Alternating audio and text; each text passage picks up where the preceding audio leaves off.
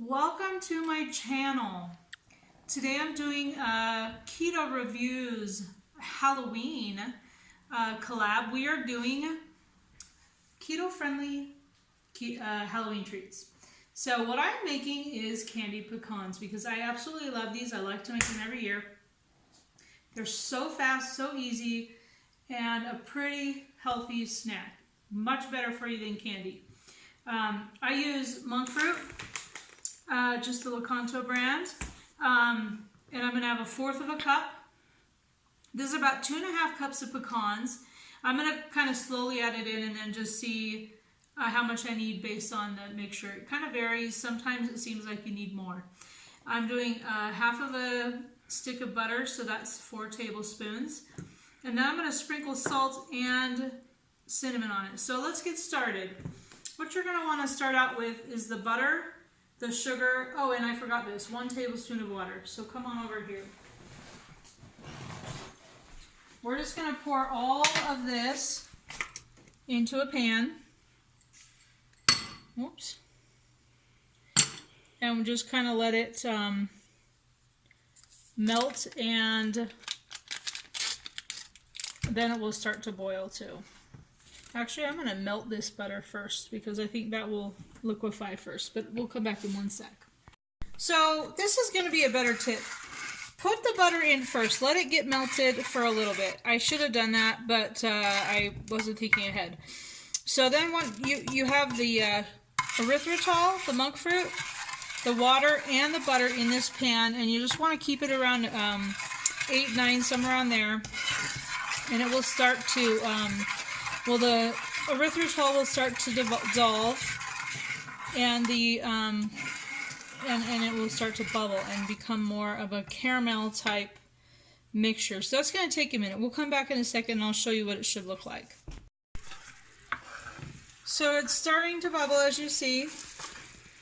It just started, and I'm going to let it go for about a minute. I'm going to go ahead and add in a sprinkle of cinnamon because I like that cinnamony flavor, and I'm going to probably do about 1/2 teaspoon of salt because I kind of like the saltiness, so I might add more in. I'm just going to give this a second, and then we're going to add in our pecans. You want this to boil or bubble for just a minute or so, just so it gets that caramelized type, I don't know, texture. And then we're probably going to add most of this in here. I like mine to be lightly coated. If you don't want yours to be lightly coated and you want a lot of sugar, then add less. But I think we're going to probably add the majority of this to mine because I like it very lightly coated. It's a little healthier that way, a little less triggering that way. Now this might be about... So this is probably going to add like 1 more handful in, and so that's probably going to be about 2 cups. 2 cups of pecans, and then just keep stirring it while it cooks for just a minute because it kind of also toasts the pecans a bit.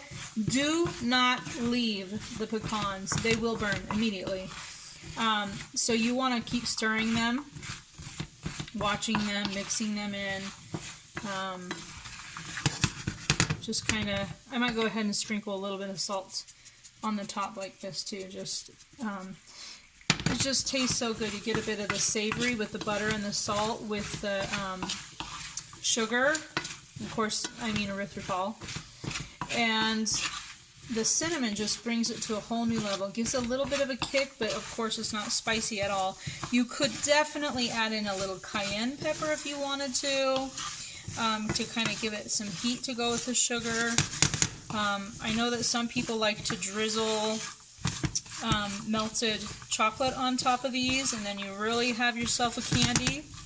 If you do that, of course, use like Lily's or the Bake Believe, the Walmart ones.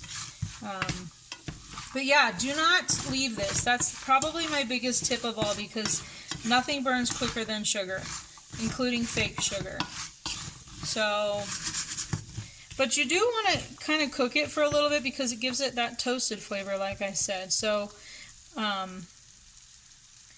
this is pretty close to being done. Maybe another stir or two. And like I said, I have this at about an 8 or a 9. Not all the way hot, but close. And I can eat an insane amount of these. So if I were you, I would make a little bit. They store well like in a jar or a plastic container. But don't make too many because you might find yourself eating the whole thing. So they're pretty much done. Let's go over here. We've got ourselves some parchment paper. And we're just gonna pour this puppy out and then spread it around like this.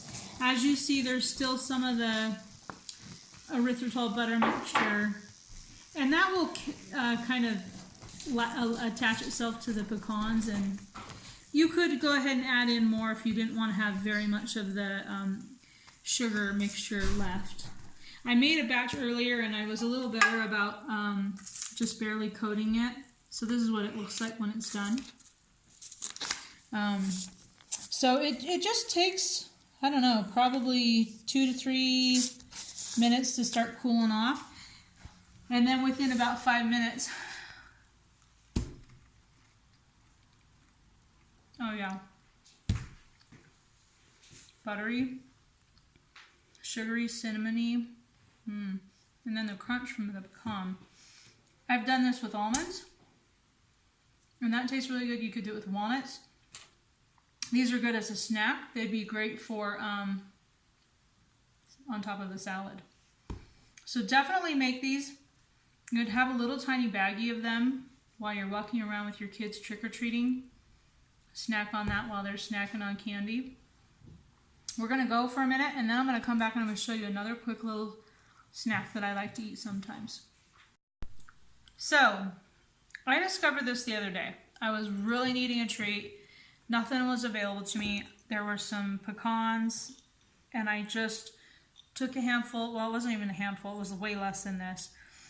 And I broke them up into pieces, and I grabbed some lilies, like a tablespoon, and just mixed it in with it. So just pretend, well here, this is kind of what I did. I just had like, and I actually didn't use lilies. I used the baked believe, but I finished my baked believe off, so I'm using my lilies for this video. But I just did this, and it ended up being like a handful, and I had pecans and baked believe, and I ate that, and it was so good, and it just hit the spot. Then, like a week later, there were some roasted pecans that were left over from a salad that my family had. And I grabbed a little bit of those and again threw in some of the dark chocolate baked believes, and that was even better. So I'm going to show you how to roast your own pecans so you can do it. It's really, really simple, but here, we'll do it. You take your pan, nothing in it, absolutely nothing in it, pour in pecans, however many you want. Of course, you can do this with any nut, of course. Excuse me, I think I'm allergic to the camera. Okay, so you literally just let these cook for a couple of minutes. And don't leave them the same as the candied pecans, because they burn pretty quickly too. And you don't need very much time. I have it on high. I'm a little impatient, so I have it on high. And I'm just gonna sit here for about 3 minutes. I won't make you do that. But once it starts getting finished and the right look to it, I'll show it to you. But just keep stirring it. Stand here and stir it. Okay? So we'll see you in a sec. It's ready. So a couple of these got a little toasty because I let it be a little too high. And I'm not kidding. When they decide that they're going to be cooked, all of a sudden they're too cooked. So you really can't leave them. You really have to pay attention. So that's that. And I'm just going to pour them back in this bowl where they can cool off, because obviously you do not want to add your chocolate chips until these are completely cool. But when this is completely cool, I'm going to add about, it's probably going to be 1/4 of a cup of the chocolate chips. And then I'm going to put it in a baggie and have it in a place, probably the freezer, so that I can just pull it out and eat it. And yes, you can have nuts in the freezer and they're just fine. So that's, those are my Halloween treats. There's so many other things you can do. You do not have to cheat on Halloween. And I don't know about you, but I already have my Halloween meal planned out. A good friend of mine, Angie from Brown Girl Life, you should probably check out her channel, is sending me a surprise. It's not really a surprise, but because she told me about it, but she surprised me when she first told me. And it's a pumpkin spice mug cake from Primal Noms. I am so excited. So that is going to be my dessert. And I might add a little bit of chocolate chips in there because I love that combination. And then my dinner is going to be a fathead pizza. I haven't had one for a while. I've tried to refrain a little bit from having too much almond flour. So I am actually making a couple things today that are going to have almond flour in them. But I'm going to have my fathead pizza, maybe a salad, and my Primal Noms pumpkin spice cake. And I'm going to allow myself to have probably just a handful of these to bring with me while my kids and I are trick-or-treating, that I'm going to like slowly break off pieces like tiny like this and eat them if I'm feeling like I might not be able to handle the candy.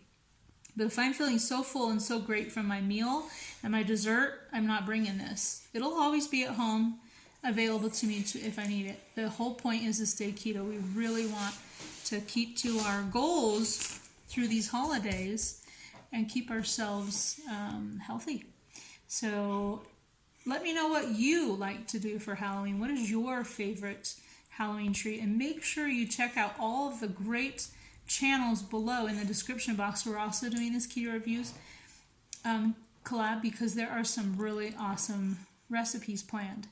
And I'd love to hear what your favorite keto Halloween treat is, and what your Halloween plans are, and any other tips for getting through the Halloween holiday keto style. So thanks so much for checking in, and I will check in with you another time.